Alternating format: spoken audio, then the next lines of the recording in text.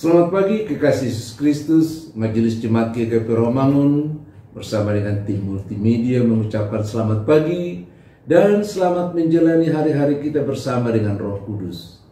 Untuk itu, pendengaran kita harus dipertajam setiap pagi agar kita dapat membedakan mana kehendak Allah dan mana yang bukan dari Allah. Bahkan kita juga akan semakin dimampukan untuk memberitakan firman Tuhan melalui rohnya yang ada di dalam kita. Saudara-saudaraku, sapaan rohani kita pada pagi hari ini adalah merupakan sesi kelima dari kabar keselamatan yang telah kami uraikan di minggu yang lalu. Khusus hari ini kita akan membahas hidup kekal adalah sebagai anugerah Allah. Hidup kekal adalah anugerah Allah. Saudara-saudaraku, dalam penjelasanku terdahulu, saya mau mengatakan bahwa jaminan keselamatan atau hidup yang kekal itu sesungguhnya tidak dapat dimiliki oleh setiap orang atau dimiliki siapapun kalau hanya karena berbuat baik. Karena perbuatan baik kita tidak cukup untuk melakukan, untuk mendapat memiliki kerajaan surga atau hidup yang kekal itu. Padahal sejak dari dulu, sejak kita kecil, sejak saya kecil, sudah diajarkan baik oleh guru sekolah minggu, baik oleh orang tua maupun oleh saudara-saudaraku, saya selalu diingatkan bahwa apabila kau jahat, apabila kau nakal, nanti kau masuk neraka. Kalau kau baik, baru masuk surga. Kau mau nggak dibakar di neraka nanti sampai selama-lamanya? Kita merinding gitu ya. Maka kita mencoba berupaya untuk berbuat baik. Ternyata kita nggak kuat. Ya. Oleh karena itu saya juga merasakan bagaimana sulitnya menepis pikiran kita yang selama ini telah dibentuk kalau kerajaan surga itu adalah masalah berbuat baik. Kalau ternyata berbuat baik itu tidak dapat kita andalkan, lalu dengan apa? Inilah kabar baik yang mau saya sampaikan kepada saudara. Ternyata surga itu, ternyata hidup yang kekal yang kita pikirkan itu, yang kita bayangkan itu, yang kadang-kadang membuat kita frustrasi karena perbuatan baik, ternyata adalah merupakan pemberian Allah yang diberikan melalui anaknya Tuhan Yesus Kristus. Sehingga kerajaan surga itu atau hidup yang kekal itu adalah merupakan anugerah yang diberikan kepada kita. Dan ini sebenarnya tidak terlalu sulit untuk kita pahami. Kalau kita nanti sudah memahaminya, maka kita juga sudah memiliki keyakinan, bahkan kita punya jaminan, kapanpun kita meninggal dunia, yakin pasti masuk surga. Ya tentu bukan dengan ukuran kita, tapi melalui ukuran atau standar yang dimiliki oleh Tuhan. Dan inilah kabar baik yang sesungguhnya.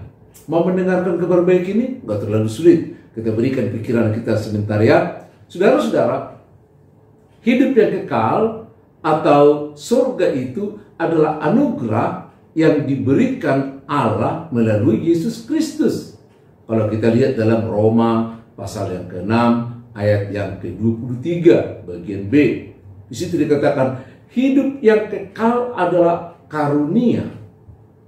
Kalau kita perluas pengertian dari karunia, seringkali kita katakan karunia itu sebagai berkat atau sebagai anugerah. Tapi kita coba dulu ya, kita bawa dulu kata karunia ini ke dalam bahasa Inggris supaya lebih mudah kita mengerti. Kok lebih mudah? Ya memang kalau kita bawa dia yang satu ini ke dalam bahasa Inggris, maka nanti kita akan lebih mudah. Berkat atau karunia itu dalam bahasa Inggris diterjemahkan dengan kata grace. Banyak kan anak-anak gadis kita, cucu kita, anak-anak perempuan diberi bernama Grace. Kenapa Grace itu ya? Nah, dalam bahasa Jerman yang seringkali dikatakan pada kita sejak dari GKP dulu dikatakan sola gratia. Jadi Grace itu menjadi gratia. Nah, ketika gratia ini dan grace ini diterjemahkan ke bahasa Indonesia sehari-hari yang sangat sederhana. Tahu terjemahannya? Mungkin Anda terkejut. Ketika diterjemahkan dari gratia menjadi gratis. Tahu gratis? Ya cuma-cuma. Di mana-mana kita membaca tulisan ini, apalagi di mal-mal, beli 2 gratis 1. Artinya, kalau kita membeli 2, ada sesuatu yang kita tidak beli. Menurut mereka, walaupun itu hukum ekonomi ya, tapi itulah yang menjadi sesuatu bagi kita yang kita terima. Itu sebabnya, hidup yang kekal itu adalah merupakan hadiah, pemberian gratis dari Allah. Ya, apa? Hadiah. Jadi mendapat hidup yang kekal adalah seperti mendapat hadiah, bukan karena perbuatan kita. Kalau kita diberi hadiah karena kita bayar, enggak. Kan kalau dibayar bukan hadiah lagi. Tapi kalau diberikan dengan cuma-cuma, maka itu adalah hadiah yang diperuntukkan kepada kita tanpa membayar. Yakin? Masih susah ya. Tapi kita coba baca dulu dari Efesus pasal yang kedua, ayat yang ke-8 dan ayat yang ke-9. Nah, itu akan memperkuat kata karunia tadi yang menjadi gratis. Di situ dikatakan, sebab karena kasih karunia kamu diselamatkan. Ya, diselamatkan artinya masuk dalam kerajaan surga, menjadi anak-anak Tuhan adalah karena iman. Iman itu bukan karena dibayar. Iman kerajaan surga itu juga bukan dibayar. Tapi dikatakan, itu bukan hasil usahamu, tetapi pemberian Allah. Ayat yang ke-9 kita sambung. Itu bukan hasil pekerjaanmu. Jangan ada orang yang memegahkan diri. Loh, hebat loh. Hidup yang kekal itu kita dapat melalui iman, bukan karena perbuatan kita, tapi pemberian Allah. Bukan hasil usaha kita. Maka saya sering menerjemahkan, coba angkatlah Alkitabmu itu. Kalau kita lihat di Roma 6 ayat 23 itu. Di situ dikatakan, karunia Allah ialah hidup yang kekal dalam Kristus Yesus. Jadi dengan menggunakan kata karunia tadi sebagai pemberian gratis, maka seringkali saya terjemahkan secara bebas gini. Sebab upah dosa ialah maut, tetapi hidup yang kekal adalah pemberian Allah secara gratis, secara cuma-cuma melalui Kristus Yesus Tuhan kita. Amin. Bisa dipahami? Ayo baca berulang-ulang bahwa hidup yang kekal itu adalah pemberian Allah secara gratis. Ya. Bukan karena usaha kita, bukan karena perbuatan kita. Kalau begitu nggak perlu dong berbuat baik. Tunggu dulu. Ya, masalah itu akan kita bahas. Tetapi sebagai orang yang sudah diselamatkan oleh Yesus Kristus, kita telah menjadi ciptaan baru di dalam Yesus Kristus untuk melakukan pekerjaan yang baik. Jadi kita diubah nia. Ketika kita menerima Kristus, ketika kita menerima hidup yang kekal, bahkan dijamin untuk masuk dalam hidup yang kekal, maka pikiran kita berubah. Ada yang berubah dalam pikiran kita. Berubah segala sesuatunya. Tadinya kita selalu memandang dunia, tapi sekarang kita memandang ke dalam kerajaan surga. Tadinya cita-cita kita kekayaan, popularitas, atau apa saja pun yang sejenis dengan itu. Tapi sekarang cita-cita kita adalah merupakan tujuan hidup itu. Bahwa kita sudah menjadi anggota kerajaan surga yang diberikan secara cuma-cuma. Sehingga kita beribadah bukan lagi supaya kita mendapat kerajaan surga, tapi ibadah kita sudah menjadi ucapan syukur. Itu sebabnya para murid-murid Yesus Kristus dulu tadinya mereka beribadah pada hari Sabtu, pada hari Sabat. Tapi karena mereka sudah merasa terselamatkan dan diselamatkan, ketika mereka sudah dikuasai Roh Kudus, maka mereka beribadah bukan hanya hari Sabtu lagi, tapi justru mereka merayakan hari Minggu itu sebagai hari kebangkitan Yesus Kristus yang memberikan jaminan bagi mereka tentang hidup yang kekal. Mereka bersyukur untuk merayakan hari Minggu itu. Itu makanya dikatakan hari Ahad, hari pertama itu, dan dalam bahasa Yunani jadi dikatakan Domingo, hari Tuhan, hari keselamatan, hari diberikan kepada kita hidup yang kekal. Itu sebabnya ibadah orang Kristen adalah ucapan syukur karena kita telah dibebaskan, karena kita telah ditebus, karena kita telah dijanjikan untuk hidup yang kekal. Bahkan ketika kita juga memberikan persembahan, bukan lagi sebagai satu utang, bukan sebagai korban atau kurban, tapi itu merupakan ucapan syukur karena itu merupakan proses iman kita yang sudah merasakan kehidupan yang kekal sekalipun kita masih di bumi ini.